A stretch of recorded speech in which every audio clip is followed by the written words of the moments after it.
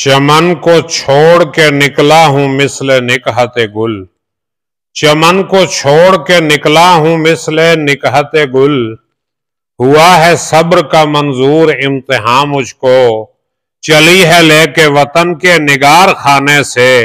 شراب علم کی لذت کشاں کشاں مجھ کو۔ بسم اللہ الرحمن الرحیم۔ اب ذی وقار میں ہوں پروفیسر خضر عباس اور آپ دیکھ رہے ہیں میرا یوٹیوب چینل پروفیسر خضر عباس۔ علامہ اقبال کے کلام کی شرح کا سلسلہ میں نے شروع کیا ہوا ہے، تو اس سلسلے میں آج علامہ اقبال کی نظم نمبر غالباً یہ 48 یا 49 ہے، التجائے مسافر بدرگاہ حضرت محبوب الہی دہلی۔ حضرت محبوب الہی یعنی خواجہ نظام الدین اولیاء رحمۃ اللہ علیہ کے دربار پر پہنچ کر جو نذرانہ عقیدت پیش کیا علامہ اقبال نے، تو ظاہر علامہ اقبال اولیاء کرام سے گہری عقیدت رکھنے والے انسان تھے۔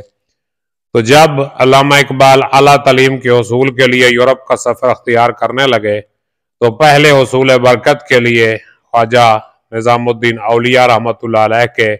دربار پہ حاضر ہوئے اور وہاں انہوں نے عقیدت کا نذرانہ پیش کیا۔ وہ کہتے ہیں فرشتے پڑھتے ہیں جس کو وہ نام ہے تیرا، یعنی اے خواجہ غریب نواز خواجہ نظام الدین اولیاء رحمۃ اللہ علیہ، فرشتے جس کا نام ادب سے لے رہے ہیں وہ آپ کا نام ہے۔ فرشتے جو ہے آپ کا نام پڑھ رہے ہیں، اور بڑی جناب تیری فیض عام ہے تیرا، آپ کا مقام بہت اعلیٰ ہے اور آپ کا فیض جو ہے یہ تمام دنیا میں پھیلا ہوا ہے، فیض عام ہے۔ اور ستارے عشق کے تیری کشش سے ہیں قائم، جو عشق کے ستارے ہیں، جو محبت کے ستارے ہیں، یعنی جو لوگوں کو اللہ کی محبت کی طرف مائل کر رہا ہے، وہ کشش آپ کی وجہ سے ہے، اور نظام مہر کی صورت نظام ہے تیرا۔ تیرا نظام بھی سورج کے نظام کی مانند ہے، جس طرح سورج کی کشش زمین اور دوسرے سیاروں کو قائم کیے ہوئے ہے، اسی طرح تیری کشش جو ہے عشق کے ستاروں کو، اللہ سے عشق کرنے والوں کو اللہ کے ساتھ جوڑے رکھتی ہے۔ اور تیری لحد کی زیارت ہے زندگی دل کی، تیری لحد کی زیارت ہے زندگی دل کی۔ لحد کسے کہتے ہیں؟ یعنی قبر۔ یعنی اے خواجہ نظام الدین اولیاء رحمۃ اللہ علیہ، آپ کی جو لحد ہے، آپ کی جو قبر ہے، اس کی زیارت کر کے مردہ دل جو ہے وہ زندگی پا جاتے ہیں، اور مسیح و خضر سے اونچا مقام ہے تیرا، اور تیرا مقام مسیح و خضر سے بھی بلند ہے، کیونکہ مسیح صرف مردوں کو زندہ کرتے تھے اور آپ کی قبر جو ہے وہ مردہ دلوں کو زندہ کر دیتی ہے۔ اور خضر علیہ السلام نے خود آب حیات پی کے ہمیشہ کی زندگی پائی ہے، انہوں نے کسی اور کو زندہ نہیں کیا۔ تو اسی طرح آپ کا مقام جو ہے یہ بہت بلند ہے، لیکن یہ ذہن میں رکھ لیں کہ علامہ اقبال خواجہ غریب نواز کے مقام کو انبیاء کے مقام سے بلند نہیں کر رہے، صرف ایک جو ہے شاعرانہ تعلی اور شاعرانہ مبالغے سے کام لے رہے ہیں۔ تو فتویٰ لگانے سے پہلے مبالغے کو پڑھ لیجئے گا کہ مبالغہ کس چیز کو کہتے ہیں۔ مبالغہ شاعری کا حسن ہے۔ اور نہاں ہے تیری محبت میں رنگ محبوبی، آپ کی محبت میں محبوبی کا رنگ عیاں ہے، محبوب الہی بھی انہیں کہتے ہیں نا۔ بڑی شان ہے، بڑی ہے شان، بڑا احترام ہے تیرا، تیری شان بھی بہت بڑی ہے اور تیرا احترام بھی بہت بڑا ہے۔ اور اگر سیاہ دلم داغ لالا زارے توام، دیگر کشاد جبینم گلے بہارے توام، اگر میں سیاہ دل کا ہوں، اگر میں کالے دل کا ہوں تو کیا ہوا، داغ لالا زار تو ہم تو تیرے لالے کا داغ ہوں۔ لالا باقی تو سارے کا سارا سرخ ہوتا ہے، لیکن اس کا جو سینٹر ہے وہ سیاہ رنگ کا ہوتا ہے، اس کو داغ کہتے ہیں۔ یعنی اگر میرا دل سیاہ ہے تو تیرے لالے کا داغ ہے، اور اگر کشادہ جبینم، اور اگر میری جبین کشادہ ہے، جبین پہ کھلی ہے پیشانی، تو گلے بہار توام، تو میں تیری بہار کا پھول ہوں، یعنی جو بھی ہوں تیری وجہ سے ہوں۔ اس لیے اگر میں برا ہوں تو مجھے اچھا بنا، اور اگر اچھا ہوں تو اور اچھا بنا۔ اب آگے وہ بتا رہے ہیں کہ میں کیا کر رہا ہوں، یعنی پہلے تو انہوں نے تعریف کی، اب آگے وہ اپنا مقصد بتا رہے ہیں کہ میرا کیا مقصد ہے۔ چمن کو چھوڑ کے نکلا ہوں مثل نکہت گل،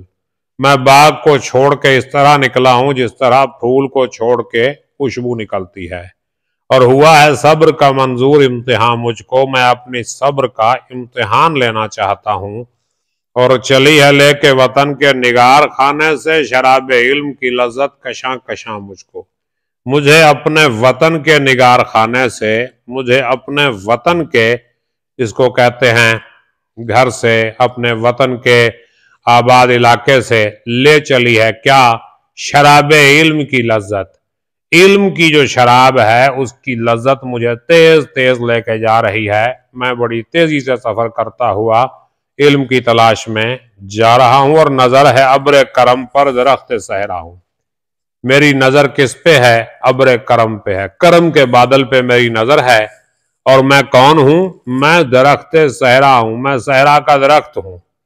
کیا خدا نے نہ محتاج باغباں مجھ کو، مجھے خدا نے باغباں کا محتاج نہیں کیا، صحرا کے درخت کو کسی مالی کی ضرورت نہیں ہوتی، اور فلک نشیں صفت مہر ہوں زمانے میں، وہ کہتا ہے کہ زمانے میں میں ایسے ہوں جیسے سورج آسمان پہ بیٹھا ہے، اور تیری دعا سے عطا ہو وہ نردباں مجھ کو، نردباں کہتے ہیں سیڑھی کو، یعنی اے محبوب الہی، اے خواجہ غریب نواز، تیری دعا سے مجھے وہ سیڑھی ملے کہ میں آسمان پر سورج بن جاؤں، یعنی سب لوگوں سے میرا مقام اونچا ہو جائے۔ فلک نشیں صفت مہر ہوں زمانے میں، تیری دعا سے عطا ہو وہ نردباں مجھ کو، اور مقام ہم سفروں سے ہو اس قدر آگے، میرا مقام میرے ہم سفروں سے اس قدر آگے ہو، اتنا آگے نکل جاؤں میں اپنے ہم سفروں سے کہ سمجھے منزل مقصود کارواں مجھ کو، کہ جو قافلہ ہے وہ مجھے ہی منزل سمجھے، میں اتنا آگے نکل جاؤں اپنے ہم سفروں سے کہ جو قافلہ ہے وہ میرے مقام کو اپنی منزل سمجھ لے،